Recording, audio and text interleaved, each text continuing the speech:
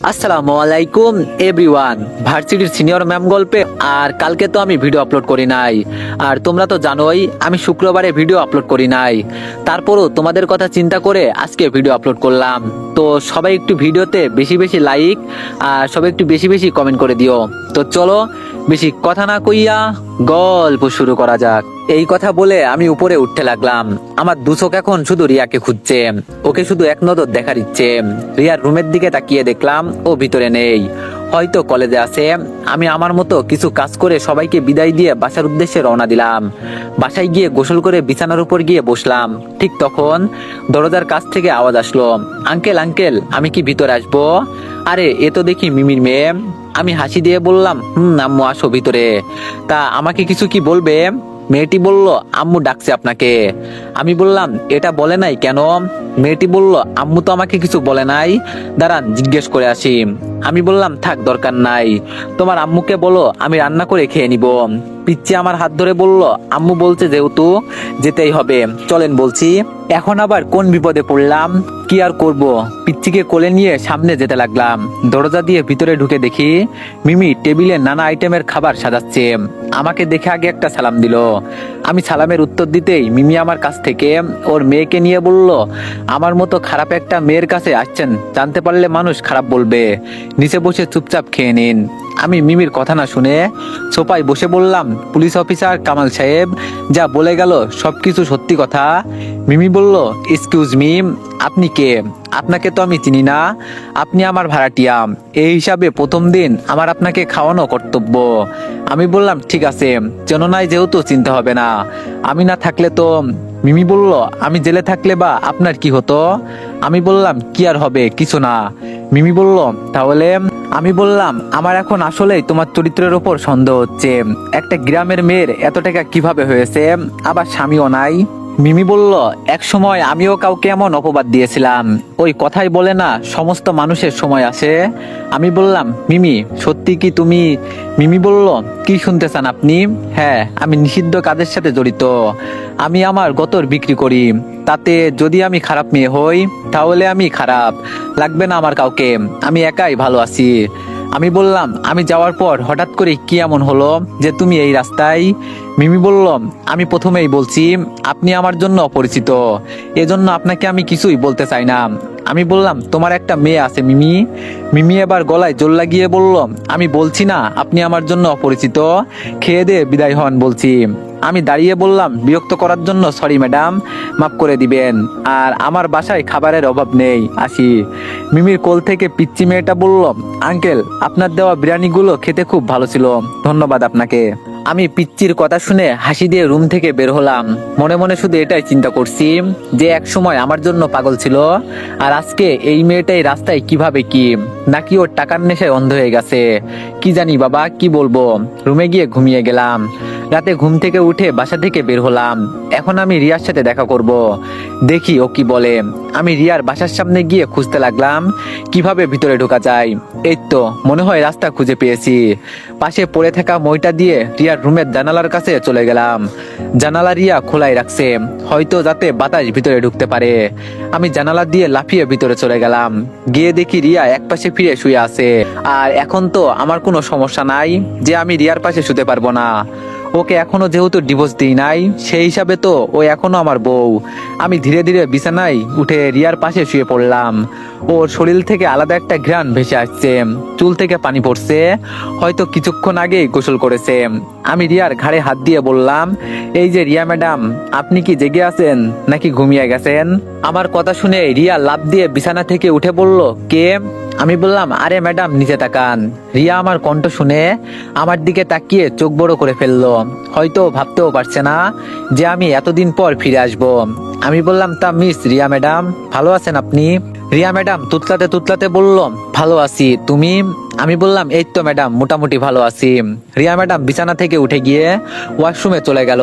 কিছুক্ষণ পর চোখে মুখে পানি দিয়ে এসে বিছানার এক কোনায় বসে বলল, তা বাইরের দেশের দিনকাল কেমন গেল তোমার? সেই পিচ্চি ছেলেটা দেখে এখন অনেক বড় হয়ে গেছে, চেহারাও পরিবর্তন হয়েছে, দেখেও চেনা যাচ্ছে না। আমি বললাম, সবাই কি সবসময় একরকম থাকে ম্যাডাম? তো আপনার কি খবর বললেন না তো? শুনলাম কালকে নাকি আপনার বিয়ে। রিয়া ম্যাডাম তুতলিয়ে বলল, তুমি কিভাবে জানো? আমি বললাম, এত তুতলাতে হবে না, আমাকে ডিভোর্স দিয়ে তো নতুন কাউকে বিয়ে করবেন। রিয়া ম্যাডাম বলল, যাও যাও, ডিভোর্স লেটার পেয়ে যাবে তুমি। এখন মনে হচ্ছে আগের থেকে একটু ভালো হয়েছো, যাক ভালো হলেই ভালো। আমি বললাম, মানুষ কি বলে জানেন ম্যাডাম, মানুষের বিয়ে নাকি একবারই হয়, প্রথম বিয়ে ভেঙে গেলে নাকি কপালে অশান্তি লেগেই থাকে। ভাবছিলাম আপনার সাথে আমি সংসার করব না, কিন্তু এখন আমার মত পরিবর্তন হয়েছে।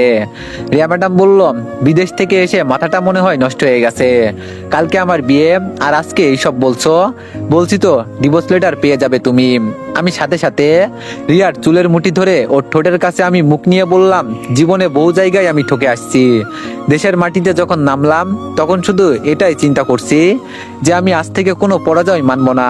আমি যা বলি এক কথাই বলি, তোর সাথে সংসার করব মানে করব, এখানে দ্বিতীয় কোনো কথা চলবে না। যদি না পারি তোর লাশের সাথে সংসার করব। আমাকে খারাপ বানাতে তোরাই এক সময় সবকিছু করতি। রিয়া ম্যাডাম বলল, আমার চুলের মুঠি ছাড়েন বলছি, আমি ব্যথা পাচ্ছি। আমি আরো জোরে টেনে ধরে বললাম, মরে যা তুই, এতে আমার কোনো আফসোস থাকবে না। তুই আমাকে ডিভোর্স না দিয়ে অন্য কাউকে বিয়ে করবি, আমি তোরে ছেড়ে দিতাম, কিন্তু আমাকে ডিভোর্স না দিয়ে আরেকজনকে বিয়ে করবি, আমিও দেখবো তুই কিভাবে বিয়ে করতে পারিস। যখন দেখলাম রিয়ার চোখ থেকে পানি পড়ছে, তখন আমি ওকে ছেড়ে দিলাম। রিয়া আমার থেকে ছাড়া পেতেই হাঁপাতে লাগলো, বিছানায় উঠে দাঁড়িয়ে বলল, আমি যদি একটু শব্দ করি তাহলে এখানে তোর লাশ পড়ে যাবে, তুই এটা ভালো করে জানিস নাই যে আমার ভাই। আমি বললাম, তোর ভাই মেয়র, এটাই তো। রিয়া ম্যাডাম বলল, তুই করে বলবি না একদম। আমি বললাম, ম্যাডাম আপনি দিনে দিনে ঝাক্কাস হয়ে যাচ্ছেন, এই গেঞ্জিতে আপনাকে একদম হট লাগছে, মন চাইছে। রিয়া ম্যাডাম বলল, তুই যাবি নাকি আমি ভাইকে ডাক দিব? আমি রিয়াকে টান দিয়ে নিচে ফেলে আমি ওর উপর চড়ে বললাম, বিশ্বাস করেন আজকে আপনাকে দেখে আপনার প্রেমে পড়ে গেছি। রিয়া ম্যাডাম বলল, আমি কিন্তু। রিয়া আর যাই কিছু বলতে যাবে তখন আমি ওর ঠোঁটগুলো দখল করে নিলাম। একটু পর ছাড়তেই দেখি রিয়া কান্না করছে, কিন্তু ওর কান্না দেখে আমার একটুও মায়া লাগলো না। উল্টা আমি রিয়ার মুখ চেপে ধরে বললাম, একদম কান্না করবি না, নইলে কিন্তু আজকে এখানেই বাসর রাত হয়ে যাবে। রিয়া ম্যাডাম বলল, আজকে ছাড় বলছি। কাপুরুষের মতো জোর করে ঠাস করে একটা চড় দিয়ে বললাম, তুই কাপুরুষ কাকে বলিস রে? তুই আমার বউ, আমার ইচ্ছে হলে আমি যা ইচ্ছা তাই করব, এতে কার বাপের কি? রিয়া ম্যাডাম বলল, কালকে আমার বয়ফ্রেন্ডের সাথে আমার বিয়ে, পারলে ওইটা আটকে দেখা। আমি তোরে একটুও পছন্দ করি না, দেখলে শুধু ঘৃণা আসে, ছাড় বলছি আমাকে। রিয়াকে ছেড়ে পাশে শুয়ে বললাম, তুমি চলো ডালে ডালে, আমি চলি পাতাই পাতাই। আমাকে তো এখনো তুমি চেনোনি মিস রিয়া চৌধুরী। রিয়া ম্যাডাম বলল, তুই এখানে কি মতলবে আসলি?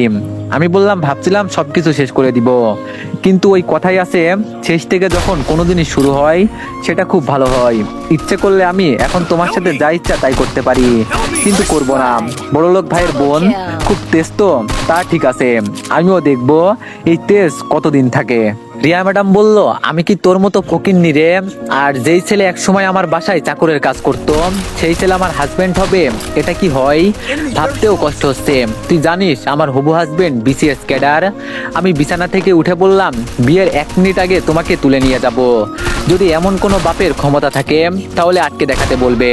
রিয়া ম্যাডাম বলল, আচ্ছা সে দেখা যাবে, তুই কি করতে পারিস? দরজার বাইরে থেকে আওয়াজ আসলো, রিয়া তুই ভিতরে কার সাথে কথা বলিস? আমি সাথে সাথে গিয়ে দরজা খুলে দিয়ে বললাম, কি মিয়া, বউয়ের সাথে একটু একাকিত্ব সময় কাটাতে দিবেন না?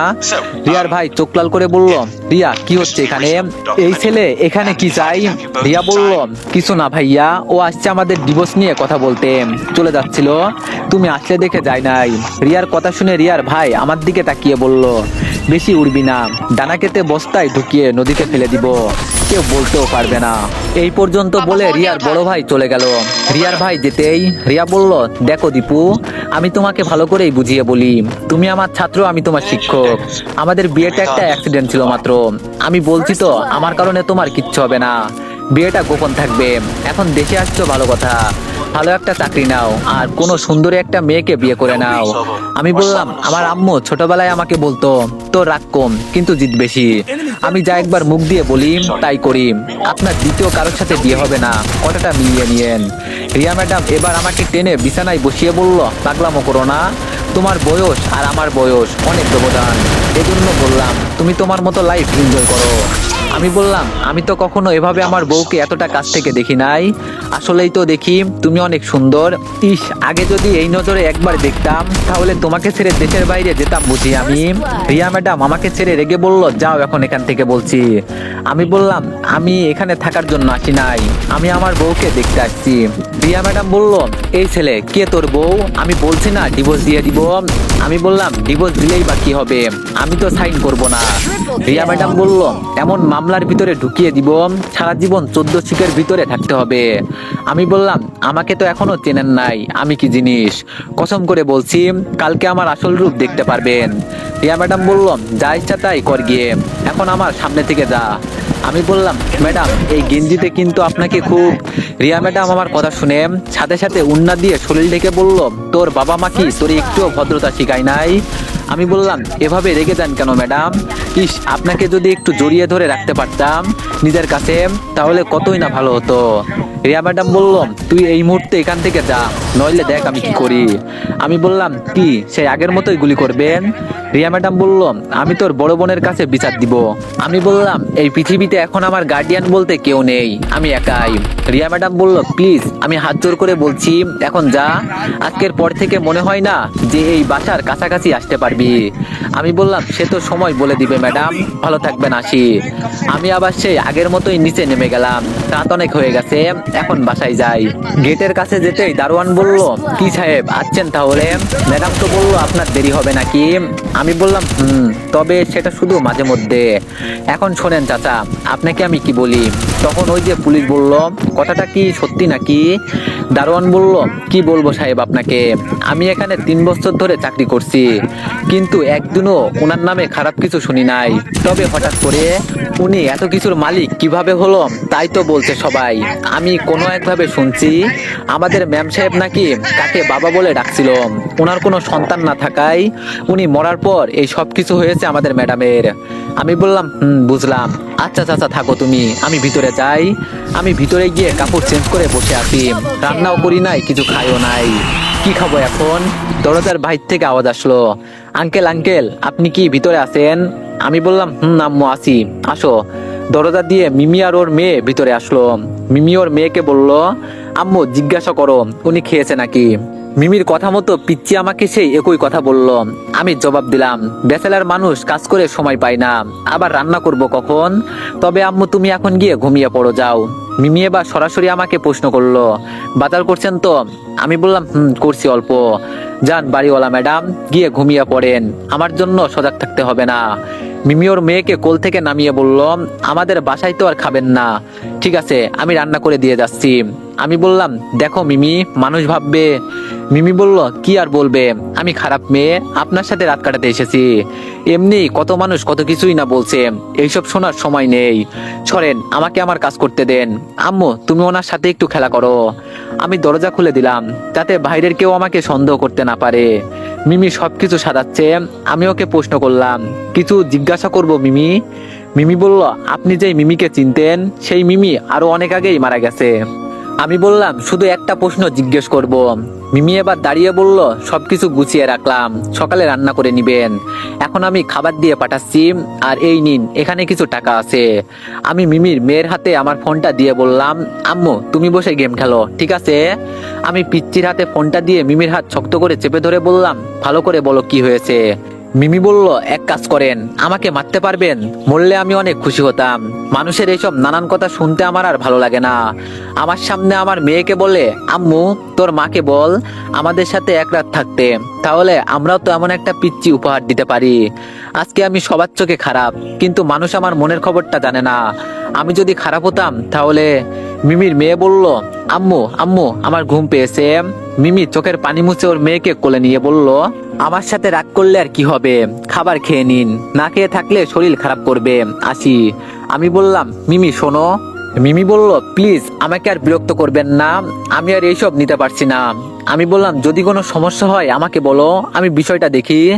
মিমি বলল, আমার কারণে পুরো একটা পরিবার আমার চোখের সামনে ধ্বংস হয়ে গেল, এখন আর কাউকে কিছু বলি না, আমি চাই না আবারও আমার জন্য কেউ বিপদে পড়ুক। মিমি দরজা দিয়ে ওর মেয়েকে নিয়ে বের হয়ে চলে গেল। আমি শুধু এটাই চিন্তা করছি, মিমির কি হয়েছে, ওর অতীত সম্পর্কে আমার জানতে হবে। মিমি গিয়ে আমার জন্য বুয়াকে দিয়ে খাবার পাঠিয়েছে। আমি হালকা পাতলা খেয়ে দিলাম এক ঘুম। সকালে টুংটুং শব্দে ঘুম ভাঙলো। ঘুম ঘুম চোখে আমি ফোন রিসিভ করে বললাম, হ্যালো, কে? ওপাশ থেকে জোরে ধমক দিয়ে বলল, তোমাকে বলছিলাম কি আর করলে কি? 9টা বেজে গেছে আর এখনো তুমি ঘুমের ভিতরে ঢুকে আসো। তুমি কি দেশে কাজ করতে আসছো নাকি মজা করতে আসছো? আমি বললাম, সরি স্যার, আমার মনে ছিল না। বুঝলাম না আজকে হঠাৎ করে আমার কি হয়েছে। আমি এখনই বাসা থেকে বের হচ্ছি। কিন্তু ওরা কোথায়? স্যার বলল, ওরা বিয়ে বাড়িতে তোমার জন্য অপেক্ষা করছে। একটার পর একটা ফোন দিচ্ছে তোমাকে, তুমি নাকি রিসিভ করছো না। তাড়াতাড়ি যাও। আমি বললাম, স্যার যাচ্ছি। তবে আজকে যে বললেন কলেজে।